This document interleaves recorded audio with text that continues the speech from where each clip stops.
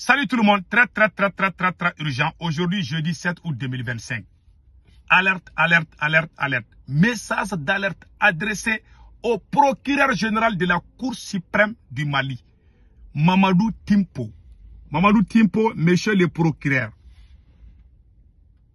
On vient d'apprendre que le patron du service de renseignement du Mali, le général Modibo Koné, est en train d'effectuer des visites au sein de la Cour suprême, de la Cour d'appel, de la Cour constitutionnelle. Il est en train de pousser les pions pour que Dr Choguel Kokala Maïga soit arrêté, emprisonné. Puisqu'ils ont tout fait, ils ont fabriqué des faux rapports, Dr Choguel Kokala Maïga les a démasqués. Maintenant, ils cherchent d'autres choses pour que Choguel soit arrêté le plus vite possible, même s'il faut inventer des mensonges. C'est lui le patron du service de renseignement. Chaque jour, il est à la Cour suprême. Presque, c'est ce qu'on a appris. Il paraît qu'il est à la Cour suprême chaque jour. Il y a des juges qui l'ont rejeté. Il y a des magistrats qui sont contre même sa présence. Mais il est en train de s'imposer, ce monsieur. Il est le patron du service de renseignement du Mali. Il a oublié les terreaux qui sont en train de brûler nos usines. Il a tout oublié. Lui, il s'occupe seulement de ce qui se passe à Bamako. Voilà, le voilà ici. Le conseil que moi je donne au procureur de la Cour suprême, Mamadou Timpo, procureur général de la Cour suprême, c'est le procureur, parce que non seulement il est en train de pousser, le patron du service de renseignement est en train de pousser pour que Dr Choguel Kokala Maïga soit arrêté. Il veut aussi que la dissolution des partis politiques soit maintenue illégalement. Parce que la constitution, il y a une contradiction entre ce qu'ils ont fait et ce qui est et ce que la loi dit. Donc, il est en train de pousser les pions sur ça. Maintenant, le conseil que moi je donne au procureur général de la Cour suprême, il y a à peine, peut-être dans peu de temps, ça va faire 1 an, le procureur général a annoncé qu'il y a eu des détournements de plus de 80 milliards par 11 anciens ministres et 40 personnes dans cette transition. 80 milliards ont été détournés. Pourquoi vous n'avez pas arrêté les voleurs de 80 milliards? Pourquoi vous vous acharnez à Dr Choguel Kokala Maïga et vous ne réclamez que 1 milliard seulement? Où sont les 80 milliards? Donc vous n'êtes pas là pour lutter contre la corruption. Si c'est sérieux qu'on lutte contre la corruption, on a parlé de 80 milliards détournés. Ça, c'est à peu près bientôt 1 an. Personne n'a été arrêté. Les groupes électrogènes qui donnent électricité au peuple malien, 12 milliards ont été volés. Entre 8 et 12 milliards ont été volés. L'État malien n'a pas été remboursé pour ça. Donc vous attendez, si vous avez problème personnel avec un politicien ou un citoyen malien, vous montez des dossiers contre cette personne. Le conseil que moi je donne, je vous laisse écouter le procureur lui-même et après ce que j'ai à dire, je vais le dire. C'est pour vous dire que ce pouvoir qui est là de Assimi Goïta, ils sont là pour se protéger eux-mêmes. Ils ne sont pas là pour lutter contre la corruption. Un pouvoir qui ne lutte pas contre la corruption est un pouvoir dangereux. On ne doit pas faire confiance à quelqu'un qui couvre les voleurs. Si tu critiques Assimi Goïta, tu es un voleur, on va fabriquer des dossiers contre toi, on t'emprisonne. Et on va gâter ton nom partout. Ils ont échoué de gâter le nom de Dr Choguel. Choguel s'est bien défendu et tout le monde a cru. Maintenant, ils veulent inventer d'autres. Ils ont même oublié les terreaux. Voilà ce qui se passe dans mon pays. Maintenant, écoutons le procureur général même. Il a dit ça bientôt 1 an. Écoutons. Et dans le cadre de l'animation de la Semaine nationale de lutte contre la corruption, le procureur général de la Cour suprême a accordé une interview à une de nos équipes de reportage. Il ressort de cet entretien que de 2021 à nos jours, une dizaine d'affaires ont été traitées impliquant une quarantaine de personnes, dont 11 anciens ministres. Des affaires qui font ressortir un détournement d'environ 80 milliards de francs CFA. Écoutons cet extrait du procureur général de la Cour suprême au micro de Garibou Pire. Écoutez bien. Une dizaine d'affaires qui, depuis 2021, qui nous a occupés, concernent dans leur majorité les infractions, n'est-ce pas, relevant de la catégorie de la délinquance économique et financière en termes de faux et d'usage de faux, d'atteinte aux biens publics, de corruption, de blanchiment de capitaux, de favoritisme, de prise illégale d'intérêt et la complicité active et passive de ces infractions. Il y a au moins 80 milliards, n'est-ce pas, de préjudices subis par l'État. Mais c'est au bout du procès qu'on va arriver à des certitudes. Pour le moment, les tendances qui se dégagent, c'est que les affaires que nous avons eu à traiter, n'est-ce pas, touchent environ une hauteur de 80 milliards de francs CFA au préjudice de l'État. Par rapport au nombre de personnes inculpées, il faut compter au moins 40 personnes qui sont inculpées, dont 11 ex-ministres et leurs complices. Donc vous avez entendu? C'est le procureur général qui est sorti dire qu'il y a des voleurs. Jusqu'à ça fait bientôt 1 an. Personne n'a été inculpé. On connaît des voleurs. Personne n'a été jugé. Personne n'a été arrêté. Maintenant, c'est devenu du chantage. C'est comme ça qu'on construit une nation. Maintenant, ils vont faire sortir les gens. Ils vont faire de faux dossiers contre les gens.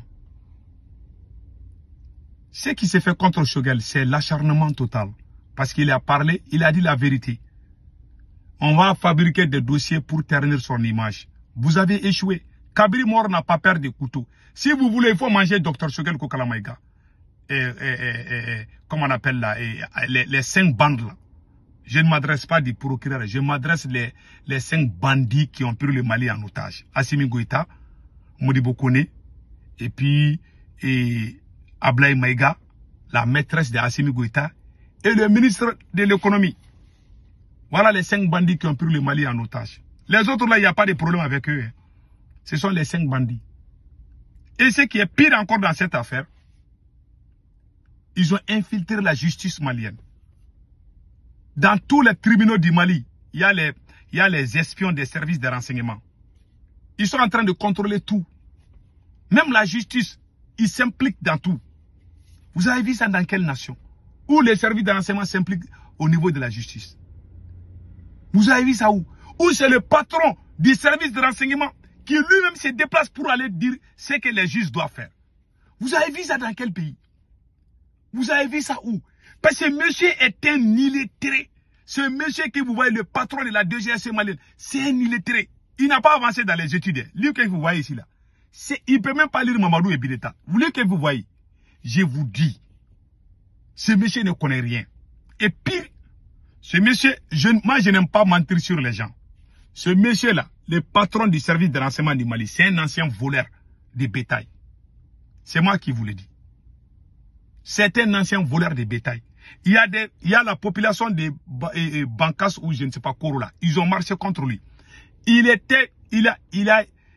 a eu des rapports indisciplinés contre lui.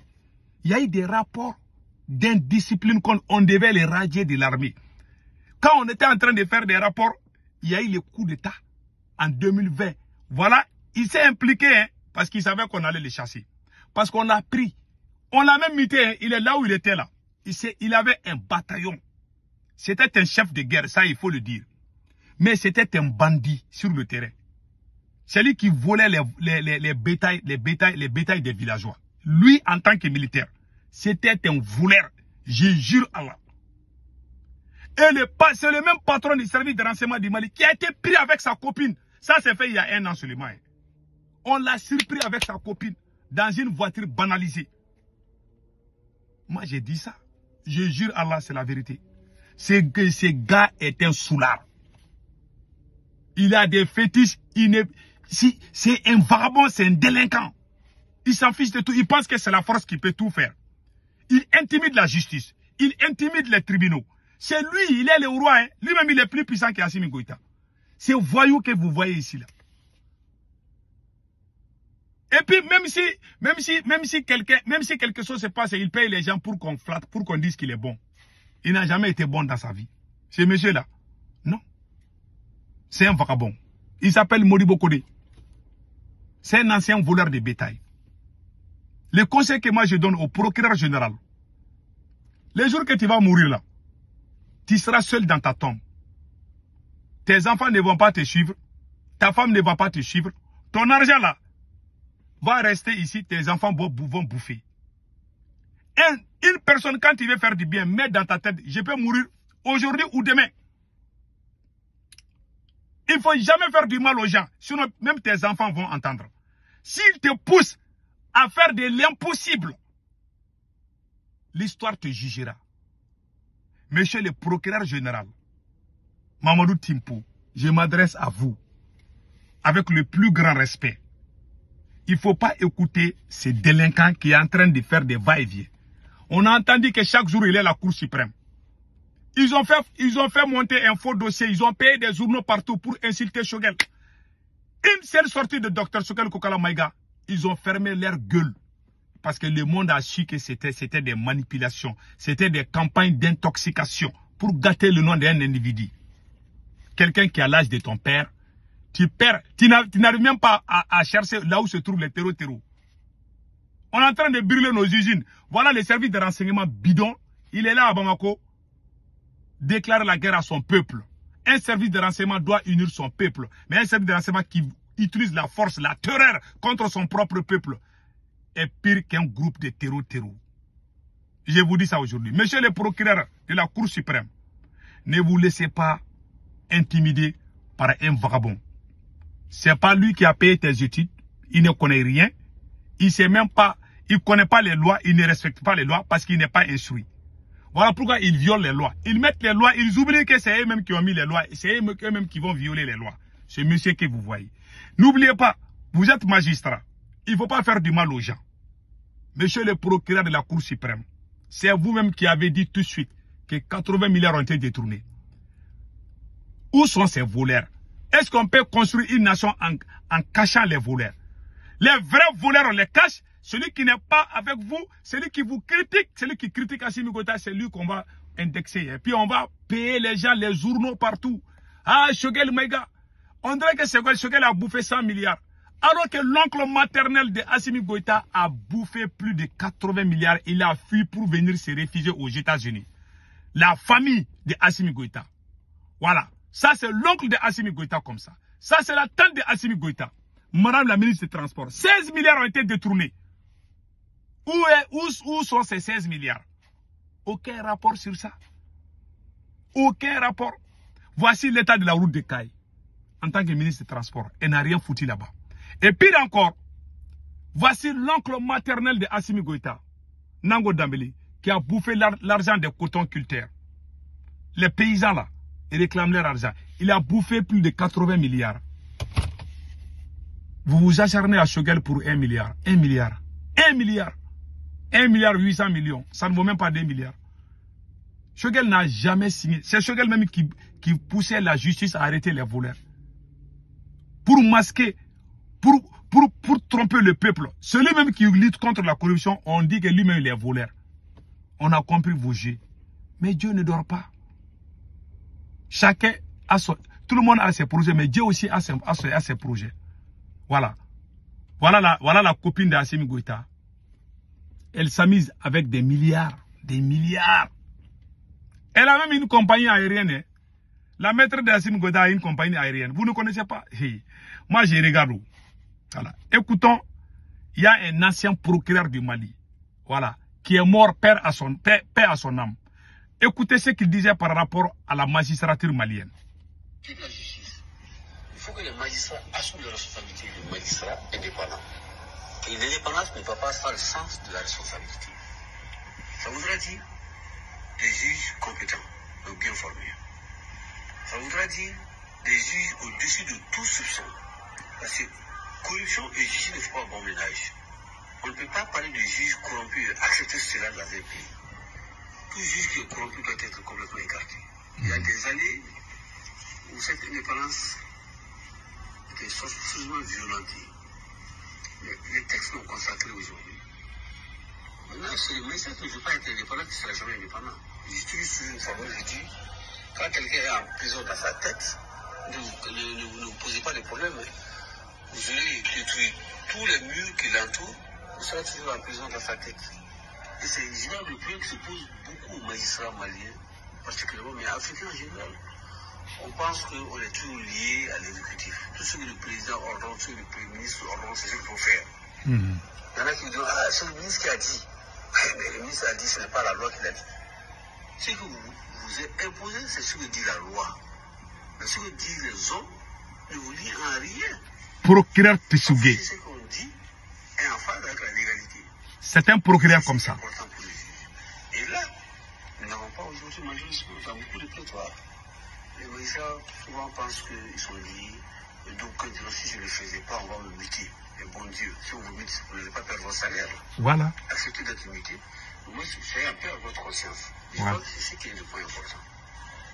J'ai été membre du Conseil supérieur de la magistrature.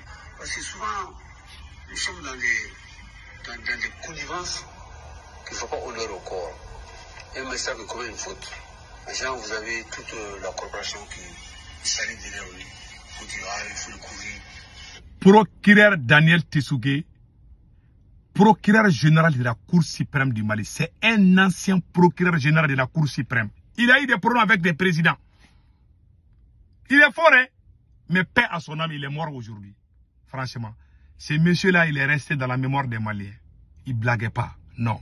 Quand il prend une décision, il ne regarde même pas le président. On a besoin des magistrats comme ça.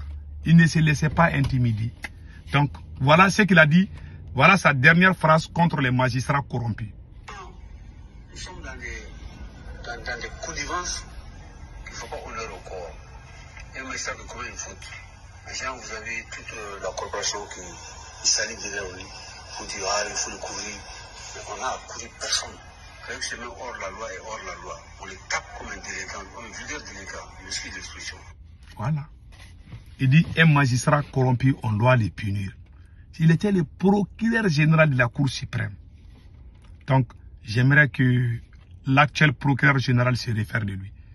Ce n'est pas ces militaires qui ont payé vos études. Assimi Goïta va partir ou le Mali va rester. Il ne faut pas détruire vos carrières à cause de ces militaires. Je vous dis ça aujourd'hui. Fais ce que Dieu, fais ce que la loi dit. Ne fais pas ce qu'Assimi Goïta dit. Assimi n'est pas la loi. Il y a des camarades de Assimi ou les services de renseignement. Il ne faut pas écouter. Il faut faire ce que la loi dit. Tant qu'on ne travaille pas comme ça, on n'ira nulle part. Allez-y en France. On peut dire qu'on n'aime pas la France, mais il y a la justice chez eux là-bas. La France est injuste envers nous les Africains. Mais quand il y a chez eux là-bas en France, demandez à nos parents qui sont en France, aux États-Unis. Il y a la vraie justice chez eux là-bas. Il y a des choses que tu n'oses pas faire en France. Même si tu es présent là, tu vas avoir des problèmes. Mais chez nous, tu es présent, c'est toi qui diriges la justice. Ça veut dire quoi? Donc c'était ça. Mon message quand même au procureur de la Cour suprême. Il faut penser à votre carrière. Il faut faire ce que la loi dit. Ne vous laissez pas intimider par un voyou comme ça. Là. Ce monsieur est un véritable voyou, un illettré, un malhonnête, je vous dis. C'est lui qui est en train de tout gâter au Mali. Tant que Dieu bénisse le Mali. C'était juste un message d'adresser. C'est un message que je voulais adresser au procureur général de la Cour suprême, Mamoudou Timpo. Passez excellente journée.